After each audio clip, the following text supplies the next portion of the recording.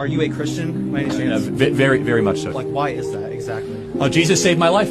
I'm a sinner, gave my life to Christ, most important decision I ever made. So you believe the Bible is real? Yes, I believe the Bible is true and real. Yeah. Why is that? Well, I could give you the technical answer. There's never been an archaeological discovery that has contradicted the truth of the Bible. And then, of course, the wisdom. There is not a truth of the Bible that if you apply to your life does not improve dramatically.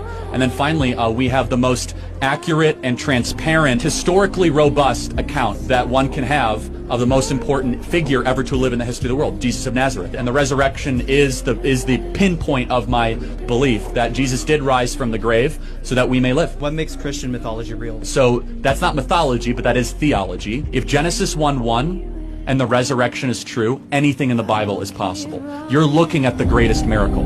The greatest miracle is creation. And then the fact that Jesus rose from the dead. And I say, how do you know that Jesus rose from the dead? Well, show me another historical piece of a story where so many people willingly died a brutal death for a lie.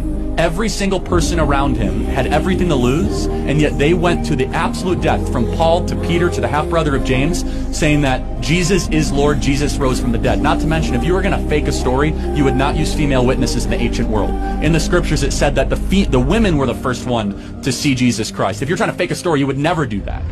Are you a Christian by any chance? If you look at that video closely, that man is spiritually elevated on a whole different level. And as you could tell, he definitely had the Spirit of Christ in him.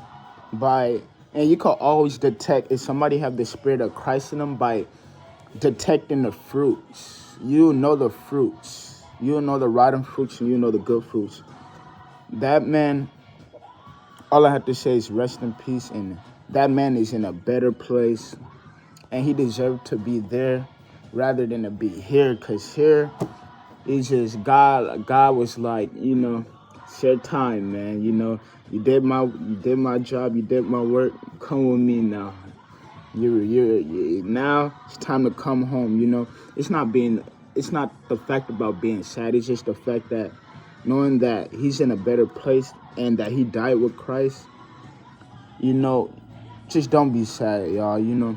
It's okay to be sad. It's a normal process to be sad. It's okay to be heartbroken, but just know he's in a better place, and he definitely died with Christ. And, he had that full armor on. I could tell. He had it on. He stepped boldly. He stood up for Christ. He wasn't afraid. And that's how you stand up for Christ. A lot of people in the Bible died for Christ.